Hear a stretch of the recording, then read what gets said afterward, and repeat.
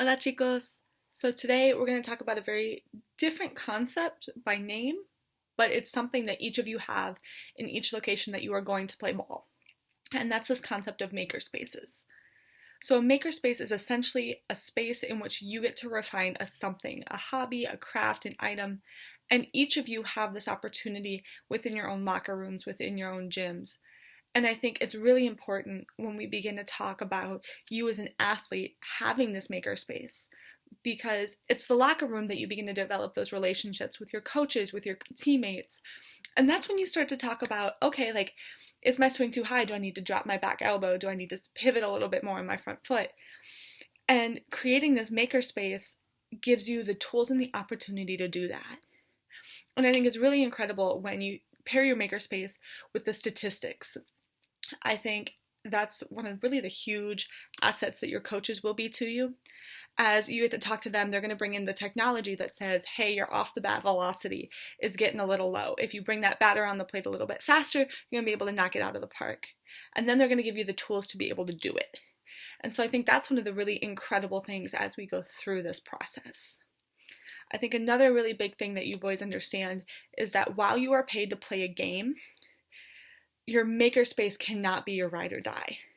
You need to find an opportunity or an area that you can refine your skill as a baseball player for the fun of it. That you're not stressed about, I'm in a slump hitting. That you're not stressed about, I can't get my fastball down.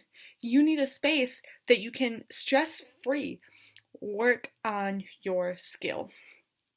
And I think that's a really big thing when we start to talk locker rooms, when we start to talk about the workout room. And especially as you interact with other players, they're going to be one of your biggest assets. And you're going to know that this is successful, especially as you go through and you start to advance through the ranks when you get promoted to AA and AAA and eventually to the big leagues. But even if you don't, you need to understand that success is not measured in your professional achievement. If you find more work satisfaction through this makerspace, that is when you know you've achieved what you're looking for. So what I'm going to encourage you boys to do is make those connections in the locker room. Even if your English isn't perfect, get used to making a fool of yourself every single day. It's going to happen when you come here. It's a normal part of the transition. But understand that that's what makes us who we are. It's those uncomfortable moments when everybody's laughing and you have no idea what you did. That helps your English progress. It helps your cultural awareness grow.